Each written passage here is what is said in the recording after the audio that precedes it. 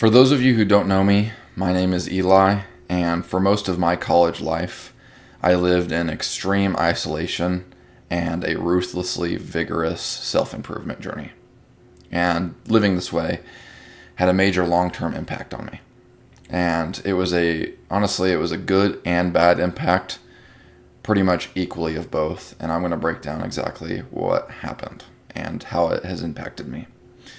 So, going back in time, in 2022, I was 18 years old and I started college. And I was pretty nervous about college just because I didn't know what to expect. I didn't have a lot of confidence going into college. But when I got there and started meeting people and started getting the lay of the land and started learning a lot about the campus, I actually started to realize that it was actually really fun. And freshman year, for the first few months, actually were the best months of my entire life. Freshman year, from August to November, was nothing but laughing, smiling, and just honestly stress-free for the most part. But then after all these months went by, November happened, and November was really impactful of my life because I started liking this girl from college, and honestly I had really high hopes for meeting her because I've always heard of people meeting their soulmate at college or somebody who they ended up being with forever because they met somebody at college who was studying something similar or something like that. And so I met this girl and we started talking and we were hitting it off, and it seemed like it was going really well for months. But I started realizing that this was not going to be a relationship because it was a situationship. And if you're unfamiliar with what a situationship is, it's essentially when one person is pursuing them and that other person that they're pursuing is running away. And sometimes maybe they will stop running to turn around and look to let the person who's pursuing catch up, just to turn around and keep running again. And that was happening to me.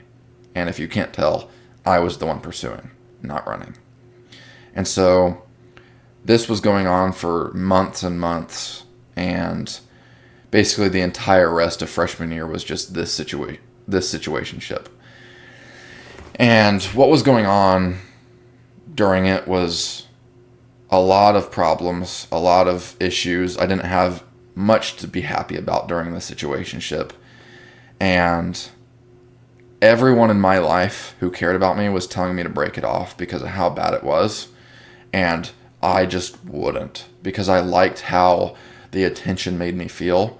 And that is honestly so embarrassing for me to say out loud today because it's degenerate. It's what a loser would do. And I was a loser. And so going through that, it gets kind of worse because after freshman year was over and everything, I actually ended up visiting her at the beginning of the summer in her hometown. So after this has been going on for 8 months, this situationship, I still visited her over the summer, which was stupid.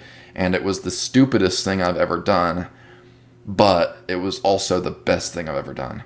Because after I left her hometown, after visiting her, I never spoke to her again. I'm going to tell you why really quickly, because it is the most impactful moment of my college career. What happened was when I visited her, I knew what I was doing was stupid, but it was like I was being controlled by my stupid brain at the time almost. And so I was down there and I was texting my friends from back home saying, dude, like, I feel so stupid. Like, I don't think I should be doing this. But at the same time, I was texting them. I'm like, I don't feel like I should do this, but I also feel like I can't control myself. Like, I feel like I don't have the power to break it off. And it was because I was in too deep. Like, I had been talking to her for 8 months. And I felt this connection with her just because I knew her really well. Which just sounds so stupid for me to say these days, dude. But the thing is, like, I was just like, I need God to pull me out of this. That's what I told my friends. I need God to pull me out of this situation because I can't do it myself. And so later that night, keep in mind, we aren't dating. We are not exclusive. We are not a thing. We are non-exclusive. I could be talking to 6 other girls and it wouldn't be immoral. She could be talking to other guys and it wouldn't be immoral. In fact, I think she was. Who cares though, because we weren't dating. Mind you though, later that night when I was asleep, she goes through my entire phone when I'm asleep, even though we aren't dating. And she sees the text with all my friends saying that I need to have God pull me out of this because I can't do it myself and I'm being stupid and I shouldn't be in this situationship. Which is true. That's what happened, and that was really what I meant. That was my truth. So she sees that, she gets upset. Her family gets upset with me because she tells them. And later that morning, when I'm supposed to leave, I leave. But when I leave, she's upset. She blocks me, which, by the way, she had blocked me multiple times throughout the 8 months. Incredibly narcissistic person.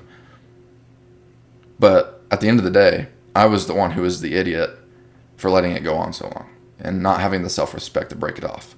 And so she's mad. Her whole family's mad. She blocks me. I leave. And when I leave her hometown that day, I never speak to her ever again. And so after that situation, when I left, the very next day was a Monday. And I said, okay, I was an idiot for 8 months. I let that go on. I'm a loser right now. Right now, I'm a loser. Right now, I put up with bullshit. That was stupid. I'm stupid right now.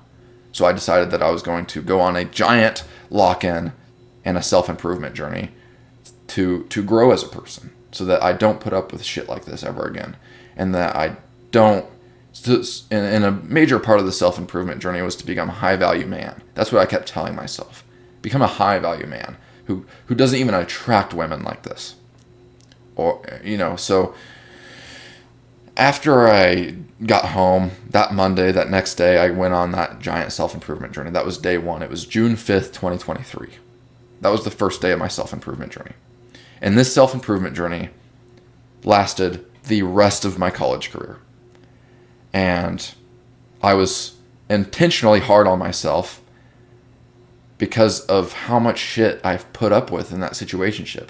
I felt like an idiot freshman year because I was putting up with that shit. So I went on a giant lock-in to deal with myself. If I'm putting up with all that attention and I couldn't break it off, I need to get some power. I need to grow as a person. And so I was incredibly disciplined and regimented, and I didn't go outside, and I didn't go to hangouts, and I didn't talk to people, and I didn't go outside of my room except to go to the gym, to eat, to go to class, and that was it. Or to visit home, which was rare. I stayed locked in deep, extreme isolation because of this situation. And I dealt with a lot of negative emotions during this. I was stressed because I was dealing with perfectionism, trying to be perfect because I was very imperfect during my freshman year. So I was trying to do everything. I had every single day micro planned out by the 30 minutes. So my days were planned out in a Google document 30 minutes apart from each other. There was something new. And this is what I thought self-improvement was. And I think this part of my life kind of started doing more harm than good in the beginning when I started my sophomore year doing this whole lock-in. I was waking up at 5:30, going to the gym 6 times a week, even on Saturdays. And even on Sundays, I would work all day. Wake up, work, go to class. And the only time I was able to relax was when I slept. And I did this for the rest of college. And the problem with this is that I lost a lot of friends. And a lot of people were kind of turned off by me at that point in my life because I was kind of weird because of how locked in I was and how regimented my life was. And the big problem with this wasn't really that I lost friends. It wasn't even like the stress. But the major overarching problem with this lock-in self-improvement journey that I did was that I was chasing external validation to make up for my previous stupid behavior. I was chasing external validation for the world to show me that I was high value. That, I can learn to make money online. Okay, get rich. External validation to show that you're locked in and you're of high value. Get jacked. External. Show that you're high value. Attract a really high value woman, which is a good thing to choose, and that's a good thing to pursue, and it's good to be in physical shape and all this stuff, but I was like, I want the best outcomes. I want the best external support and the best external validation to make up for this and actually show me you're not a loser anymore. And I was chasing to get all of that really quickly as possible. And that harmed me more than good. Because it was stressful, it was unhealthy, and I was isolated. So like I didn't really have social interactions, and the social skills that I developed when I met everyone new when I first got to college went completely out the window. That's another thing. Like my social skills were like peak freshman year when I was having all that fun. But when I regimented my life, locked in, isolated myself for the rest of college, it's hard to talk to people sometimes now. I'm getting back into it because of content creation, but like it ruined my social skills. That's another thing. So this was all so far kind of negative stuff, but realistically, there was a lot of good that came from it too. Because I was able to build my physique by going to the gym. I got jacked. I built discipline. It's really, really easy for me to do hard things now because I did that lock-in that was really hard and really really discouraging at times and stressful. So I feel like I have that discipline. That mindset is built, and I was able to kind of get rid of friendships that weren't real too. Because I said I lost friends. I lost previous friends. It was fine that I lost them because my best friends that I knew before this lock-in are still my best friends today. And so that's to say that your best friends will stay with you no matter what you decide to do, no matter how extreme your lifestyle becomes. If you want to do a self-improvement journey, the real people will stay. The fake people you will lose. So I lost friends, yes, but it was almost like shaking a tree where you allow all the dead leaves to fall off. I shook the tree real hard after my freshman year. And so that I said that I lost friends, but it was almost a good thing because I was able to look around after this self-improvement journey and realize that everyone who was my friend at that point were all real. So that was a good thing. Like I said, the physique, the discipline, the mindset, and most importantly, the biggest thing that I was able to achieve was my internal growth. Yes, it was tough. Yes, there were times I was stressed out and it felt like I was going backwards. But overall, I grew internally because I isolated myself and I didn't really have a lot of human interaction, which meant that I could learn more about myself and grow as a person, which was the goal. That was the goal. At first, I was like, I want all these external validation, money, women, good grades, whatever it is. But in the process, I actually got internal validation because I grew internally. And that is the best outcome out of everything. And that's exactly why I would do it all again. And I don't regret it. And everything I feel like I lost, hangouts, good friends, fun memories in college, like the normal college student who goes out to parties, like I didn't have that after freshman year.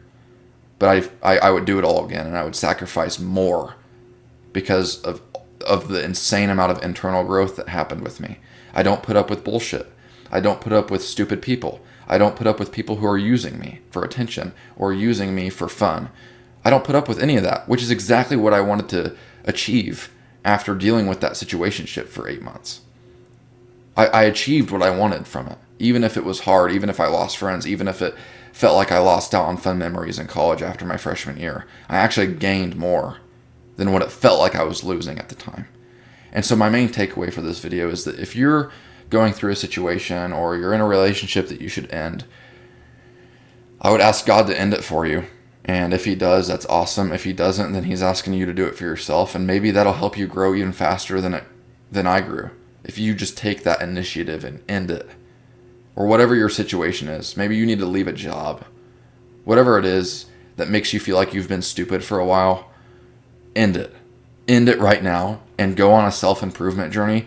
But don't focus on external validation from this self-improvement journey because of all these self-improvement gurus always talk about money, women, cars, all this BS from self-improvement. That's not self-improvement.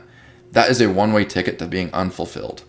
If you go into a self-improvement journey expecting that all these gurus in the self-improvement space are right, it will not lead to happiness if you chase external validation on a self-improvement journey. You need to focus on internal growth, not external validation. If you go into a self-improvement journey with that in your mind, focusing on internal growth, you will win. Luckily for me, I went into my self-improvement journey with external validation as my goal. Fortunately, I exited my self-improvement journey feeling like I grew a lot internally, because I did. I'm disciplined. I have a good mindset, and I don't put up with people who are using me for attention and fun.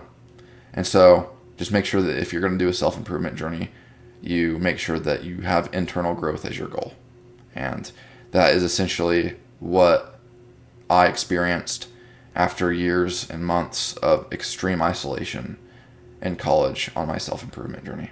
And I would just want to say, I wish the best for you in your future, and I hope you found this valuable, and thank you for watching.